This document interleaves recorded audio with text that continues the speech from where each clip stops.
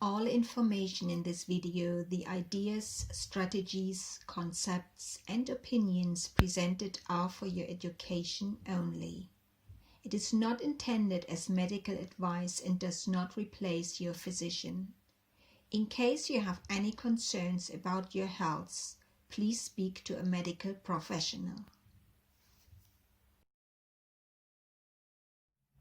If you're watching this video, there is a good chance that either yourself or someone close to you have trouble falling asleep or staying asleep, which is pretty much the whole explanation of insomnia. If you have insomnia, you may have already tried to cure it with traditional treatment approaches or medication, or you may have followed some of the countless pieces of advice on the internet. Perhaps with the result of improving your sleep for a night or two, but often unfortunately not with the long-term result of returning to restful sleep. Meaning that most nights you still lie awake in bed for hours and feel a sense of confusion, frustration, failure or anger. If this sounds familiar to you, then watch this video. In this video, I will teach you the number one reason why you are stuck in a vicious cycle of poor sleep, stress, anxiety, and daytime fatigue. And most importantly, you will discover the most crucial factor for ending your struggle with insomnia and how to get back to restful, refreshing sleep. Hello, my name is Marie Link and my mission is to help you improve your sleep. I confess, I absolutely love sleeping and I have made sleep to a top priority in my life. Not only because I know that it is highly beneficial to my health, but to all areas in my life. However, this video is not about lecturing you how important sleep is. If you have problems sleeping, then you know how crucial sleep is. All you want is desperately to get back to normal sleep. I know this because I've been there myself. I suffered from chronic insomnia for several years, and I know what you're going through. I've experienced the horror of not being able to sleep. I know how it feels being eaten by worry, fear, and panic while lying awake in bed all night. So the knowledge I'm sharing with you in this video is coming from a deep place, my own experience with insomnia. You see, people who haven't had insomnia don't know how it can affect every part of your life, how it can even take over your life. Because insomnia is not just about how you sleep at night, it is also about how you suffer during the day when you struggle to go to work or to participate in social activities. The biggest challenge is probably the profound loneliness you experience. You feel isolated and separated from all these happy and active people. Jealousy may even take over and you begin to question yourself. What's wrong with me? Why can't I sleep like a normal person? You're trapped in this vicious cycle of poor sleep, heightened stress, debilitating anxiety, daytime tiredness, and wrong coping strategies, which has such a profound impact on your life that you basically stop living.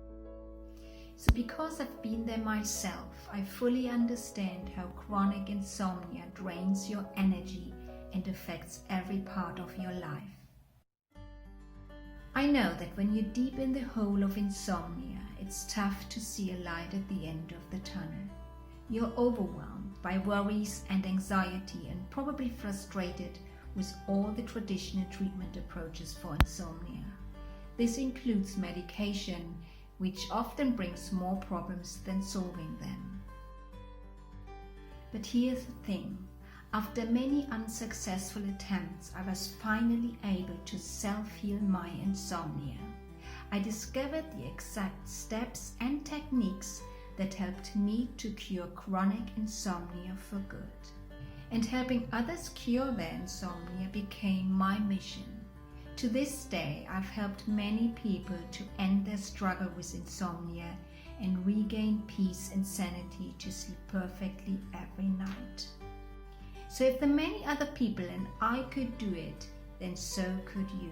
To understand how you can sleep perfectly every night, there is one central concept about insomnia that you must acknowledge in order to be able to cure it. For this, we need to dig a little bit deeper and investigate how insomnia develops and why you get stuck. The good news is that this development also reveals how to get out of it. This might sound a bit confusing right now, but hang on and you'll see what I mean.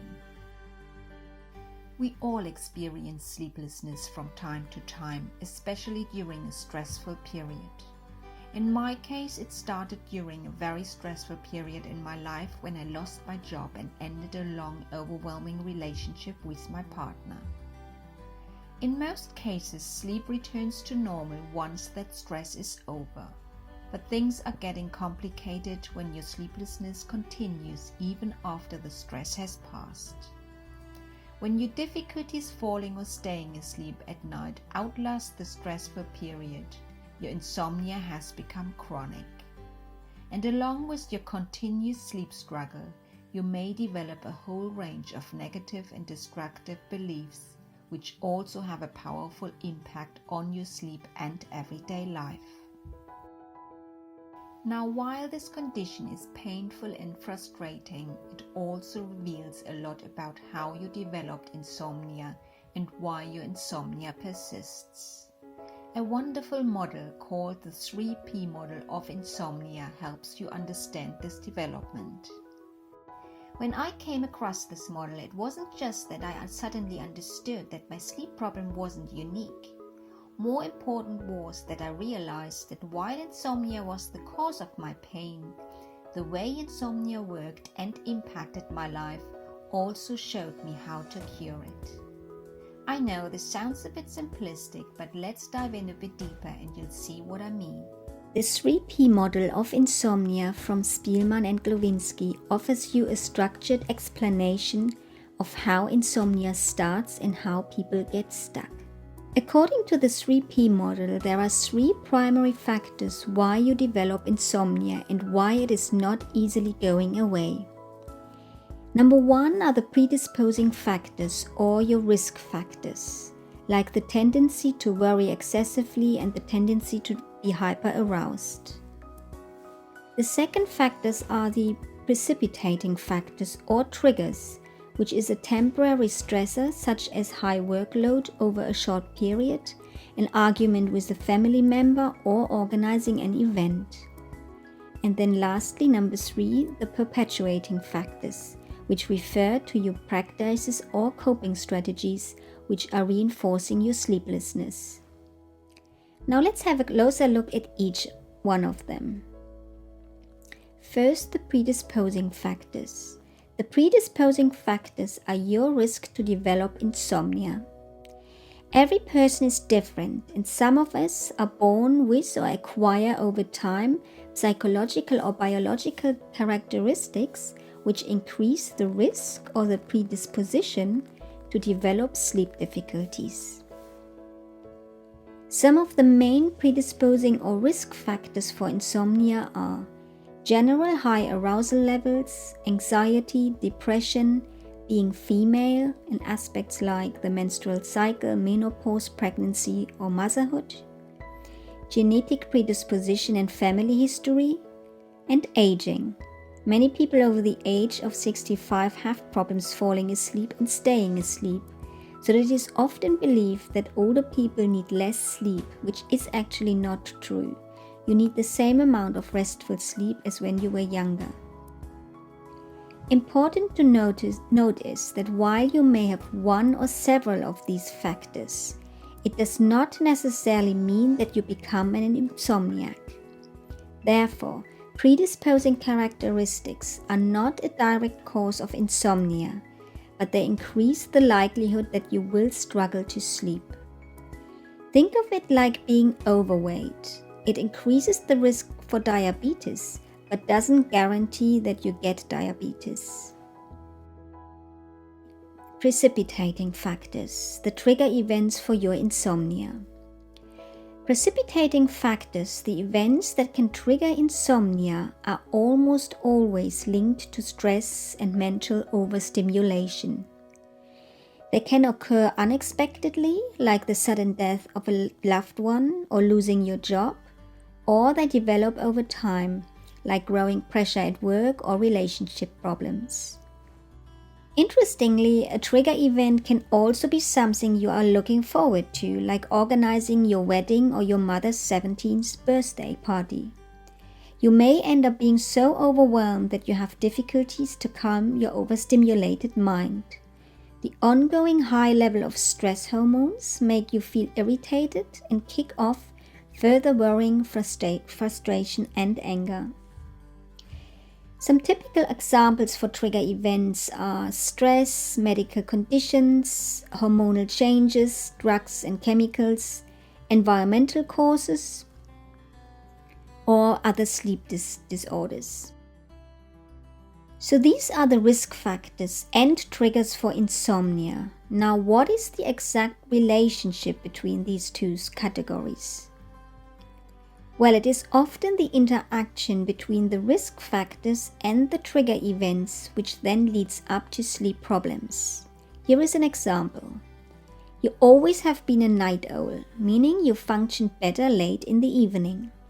This is your predisposing factor or your risk factor based on your genes. And you adapted your life accordingly by getting up later in the morning. Suddenly you get into a situation where you have to get up early because, let's say, you start a new job which requires early morning presence. This is now the trigger for you to develop sleep problems. In other words, being a night owl puts you at risk for developing insomnia. Changing your sleep schedule then triggered insomnia. Another example. You are a successful manager with a lot of energy. That is your predisposing characteristic or your risk factor. You and your partner have a newborn baby, and both of you spend the first months getting up during the night soothing the baby. This is the trigger event. But here's the thing. After a few months, although the baby sleeps through most of the nights, you still have trouble sleeping. But now it is your racing mind about work issues which leaves you lying wide awake in bed. In other words, you got stuck. But before we discuss why you got stuck, let me say this. The two examples show that we often cannot or are not willing to change our risk factors or our triggers for insomnia, and that is totally okay. Our sleep pattern should never dictate the most critical decisions in our life. There is no reason why you should decide not to have children or give up a good job, just because these things might increase your risk of developing a sleep problem. It might also be possible that you don't know what it was that initially caused your insomnia. While this might be confusing and frustrating, it's not really an issue. The good news is that in order to treat your insomnia successfully, you don't really need to know what it was that ruined your sleep in the first place. What is more important is this. Why did you get stuck so that your sleep problem persists? And this leads us to the third element of the model, the perpetuating factors. Perpetuating means to preserve or to maintain and refers to your ongoing practices and coping strategies. In other words, these are the factors that determine how you respond to your ongoing struggle with sleep, and more importantly, why your sleeplessness persists. I don't know what your exact coping strategies are to try to improve your sleep, but when I think of my insomnia journey and the many discussions I had with other insomniacs, not being able to sleep is mainly due to a combination of two things. First, the way we behave, and second, the way we think while we lie in bed awake all night. Let's dive deeper into each of them. First, it is important to understand that chronic insomnia is almost always based on both mental and behavioral aspects, meaning the interaction between your thoughts, feelings, and behavior. While a stressful life event can contribute to triggering insomnia, it is often the excess worrying, so our thinking and our behavior, coupled with wrong coping strategies, that makes the problem worse. It almost seems to be a paradox, but we are constantly thinking deeply about our situation. Therefore, we know that it is a mental problem, but when we try to cure it, we often focus purely on external ways such as medication in trying to get rid of our pain. This results in spending a lot of money on sleep remedies and cures that may never work. Take an example of a friend of mine who recently told me about his almost 12-year odyssey to defeat his insomnia. He had tried pretty much everything imaginable. He had followed every advice that can be found on insomnia and was familiar with every sleep ritual you can think of. He bought a new mattress and had installed blackout blinds in his bedroom. He had started to go to bed either earlier or later, hoping to find out when the ideal bedtime was for him. He also made various attempts to either exhaust his body through exercise or to find rest with the help of relaxation techniques such as yoga. This lifestyle had such a strong impact on his social life that he began avoiding meeting friends not to jeopardize his strict sleep-focused routine. Basically, he had completely turned his life upside down, hoping to finally find sleep. But in the end, he was just left with another prescription for sleeping pills. All these controlling coping strategies reminded me a lot of my own insomnia experience. Unfortunately, they were never as helpful as they promised. You've heard it and read it probably over 1,000 times.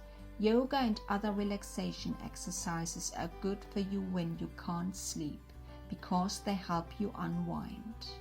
While the benefits of low-impact exercise routines like yoga on your sleep quality are widely understood, they can also backfire on you. You may have also tried many other things, including anything from aromatherapy or hot bath to installing blackout curtains, purchasing a new mattress, or exhausting yourself with long runs. But nothing of these things really helps you sleep better. The reason is, if you rely too excessively on those methods in trying to get rid of your insomnia, then they can become one of the main reasons why you can't sleep. That's why I call these unhelpful coping strategies. Let me explain. All insomniacs I've met had one thing in common: trying to desperately get rid of the unhelpful thoughts and emotions at night. If I could just switch off my mind, is what many of us are thinking night after night. And so we are prepared to do almost anything to make that happen. We change our sleep environment and our diet, implement long sleep rituals, start a new workout or relaxation routine, and may even rely on pills. Often these changes don't only affect our daily routine at home, but also our social life and the way we work. I too was at a point in my life where I refused to go out with friends and worried that this would jeopardize my daily wind-down routine. The problem with this behavior is that ironically it can become part of the problem. Sleep routines and other coping strategies do work for people who sometimes may suffer from a sleepless night. Used moderately, they may also work when you have chronic insomnia. However, an extreme focus on fixing your insomnia will make your insomnia worse. Your mind becomes so accustomed to your efforts to cope with your sleeplessness that they will become the very reason for you not being able to sleep. All those activities are part of trying to escape from your insomnia and to block out the worry and the anxiety it comes with. It becomes a continuous fight that keeps you awake. Whereas what you really need to do is to accept your current situation and face your worries and anxiety, even if it might be unpleasant at the beginning. Otherwise, it will be difficult to calm your mind, relax your body, and return to natural restful sleep. So the root cause of your struggle to sleep is really how you mentally approach your sleeplessness.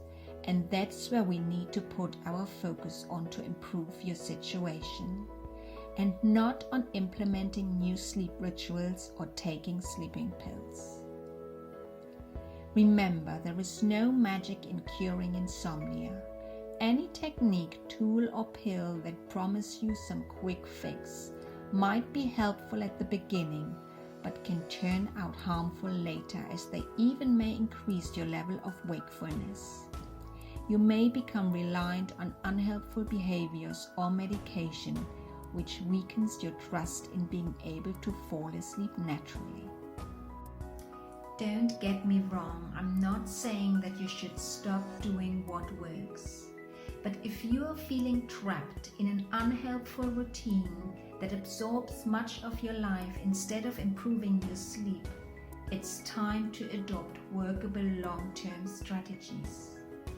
The primary goal of your effort to return to normal sleep must be to increase your confidence that you can naturally fall asleep without relying on sleep aids or yoga poses. Remember, in most cases, sleep returns to normal once the challenging situation is over and the stress has passed. However, when your sleeplessness outlasts the stress, that's when it turns into a real problem. Worrying about sleep makes your sleep problem worse. It is as simple as that. Of course, you should also keep an eye on your sleep habits and routines, but chronic insomnia is primarily a mental problem, and that's why it's necessary to seek for mental solutions. So the root cause of your struggle to sleep is really your ongoing thinking and clinging to negative beliefs. And that's where we need to put our focus on in order to improve your situation, and not on implementing new sleep rituals or taking sleeping pills. Of course, there are some helpful tips how to improve your sleep routine, but changing your external environment or taking sleeping pills will not be a long-term suitable solution for curing your insomnia. In the long run, they won't help you, and they may even keep you more awake. Okay, to wrap this up, what I found so fascinating about the 3P model of insomnia is this: the way chronic insomnia works reveals its cure.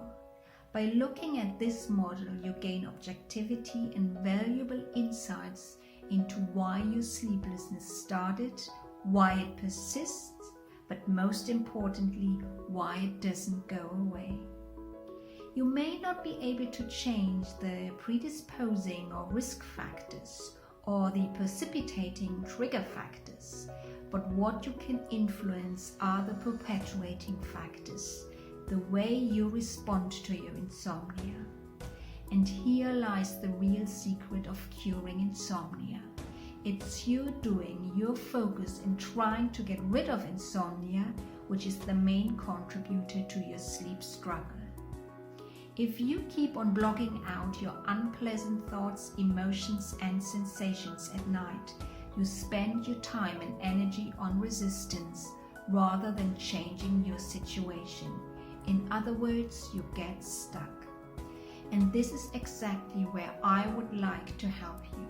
Whatever the initial cause of your sleep problem is, I can give you the exact strategies how to approach your insomnia in a way that you create the best conditions for healthy sleep to emerge.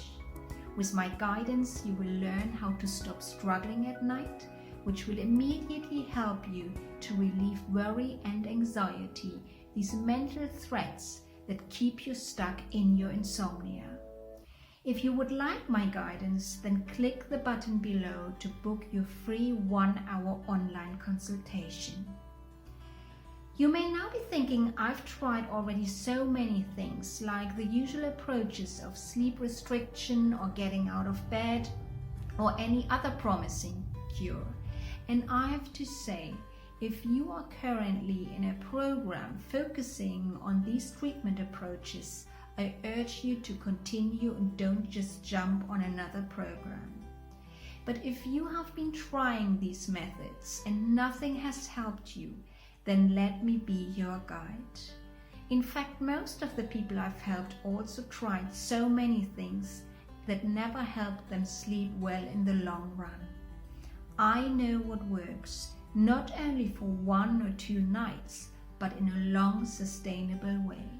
The practices I will teach you are effective, easy to follow, and 100% natural. There is no expensive remedies or medication involved.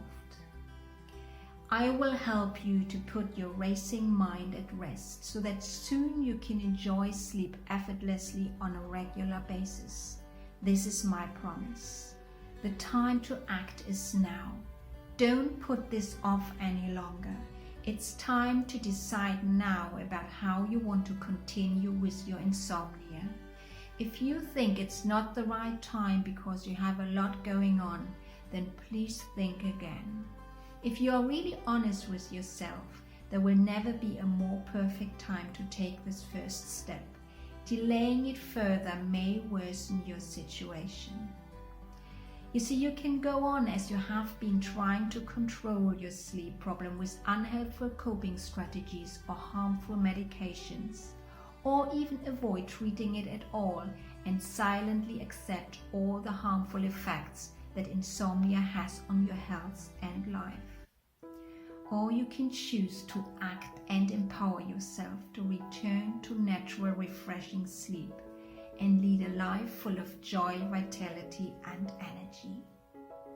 So if you don't sleep the way you want to, if you have insomnia and feel trapped in a vicious cycle of sleeplessness, tiredness, frustration, anxiety, and anger, and you're ready to take your life back, then click the link below to book a free online consultation.